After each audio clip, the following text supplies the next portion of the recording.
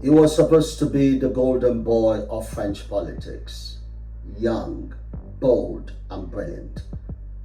But behind Emmanuel Macron's polished speeches and sharp suits lies a trail of controversy, protest, and political firestorms. From riots in Paris to fury in Africa, the truth is far more complicated. Today we'll reveal what mainstream headlines often leave out. This is Global Perspectives, and this is the shocking truth behind Macron's most controversial moments. If this is your first time here, I'm Emmanuel Ereyi. Subscribe and turn on notifications and don't miss our updates. Let's start with the Yellow Vests, a protest movement that shook France to its core. What began in 2018 as outrage over a fuel tax morphed into a full-blown revolt. Hundreds of thousands marched, streets burned. Macron, once called the president of the rich, was seen as detached and cold. His tone technocratic, his response slow. He eventually rolled back the fuel tax and increased the minimum wage, but the damage was done. For many, Macron had shown his true colors: distant, elitist, and tone-deaf. Macron pushed through pension reforms, raising the retirement age from 62 to 64. But here's the catch: he bypassed parliament to do it, using a constitutional loophole. The reaction? Explosive. And our common values. Hello. I think we lost something. Where is French democracy? Where did we lost it? I can answer this question if you give me some time.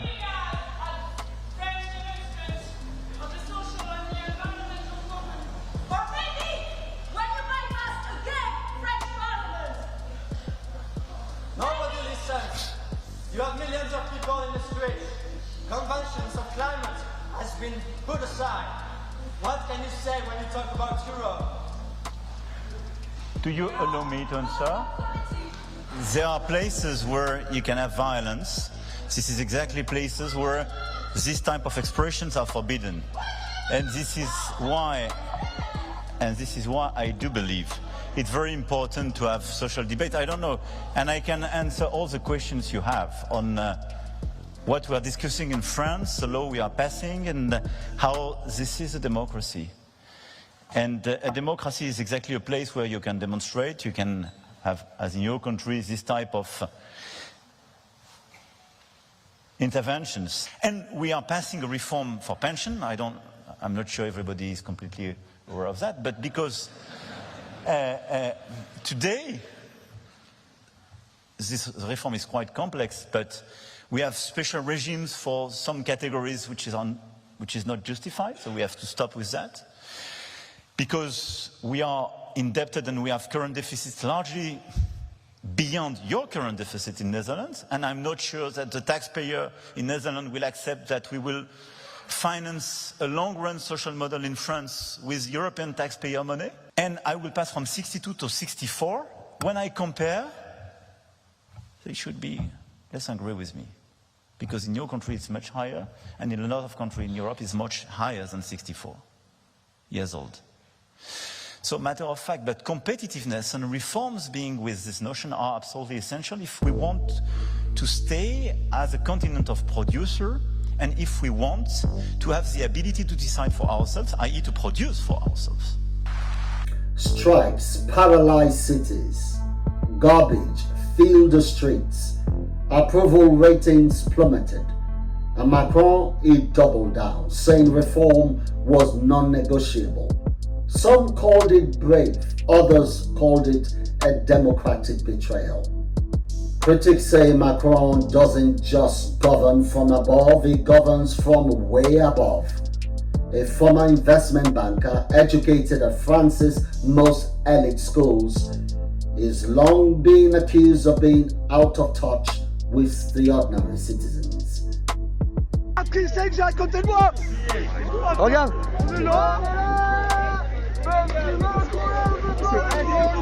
Regarde. Regarde, il est là, regarde. Démission. Il vient de parler. Un bon 14 juillet. Oh putain. Oh. Il y a une démocratie. Mais tu vas virer. Cool. On n'en peut plus, ça fait 18 mois qu'on est cool. Ça fait 18 mois qu'on est cool. Merci d'avoir pris, franchement, respect.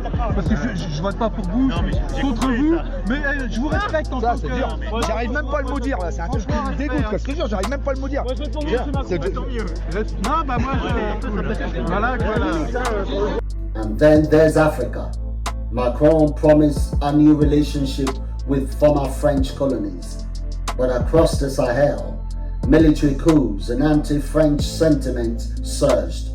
In Mali, Burkina Faso and Niger, French troops were kicked out, flags were burned, Russia moved in. Macron called it propaganda, but many African countries saw France as a colonial shadow that never left. His language, often paternalistic, his gestures misread. Instead of resetting ties, Macron's Africa policy may have collapsed. The very influence France was trying to protect. No country embodies France's colonial legacy more than Algeria. And Macron stepped right into the fire. In 2021, he questioned whether Algeria even existed as a nation before France's colonization. The fallout furious. Diplomatic ties froze. Macron later expressed respect for Algerians, but the damage lingered. According to reports, the French president said Algeria was ruled by a political military system, that it had completely rewritten its official history, and that the pro-democracy movement that ousted President Abdelaziz Bouteflika had weakened the system. But the comment that seems to have stung the most is when he allegedly asked, was there an Algerian nation before French colonization? It wasn't just a goof. It reopened centuries-old wounds. And for many in the diaspora, it confirmed suspicions of Macron's nationalistic blind spots. In 2023, riots erupted again, this time over police brutality. A teenager, Nahel Mazouk, was shot dead by police. The protests were fierce, the government's response even fiercer. Curfews, surveillance, mass policing. Macron condemned violence, but didn't acknowledge the deep-rooted racial tensions at play. Critics called it repression masked as order. Supporters said he was restoring law. Either way, France was bleeding again. Behind the scenes, Macron had been accused of controlling the message. Friendly media briefings, limited press access, and harsh treatment for dissenting journalists have led some to call him a modern-day Bonaparte with a Wi-Fi connection.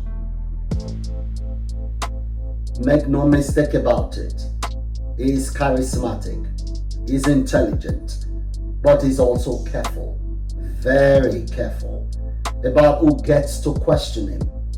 In an age of spin, Macron has mastered the optics. But what lies beneath the photo ops? So who is Emmanuel Macron really? A reformer forced to make hard choices? Or a symbol of brilliance, but blind to the people? The truth may be somewhere in the middle. What's certain is this: Macron has left an indelible mark on France and beyond. Loved or loathed, the story isn't finished, but the cracks in his legacy are already showing. What do you think? Visionary or villain? Drop your thoughts below. I'm Emmanuel Ereyi, and this is Global Perspectives.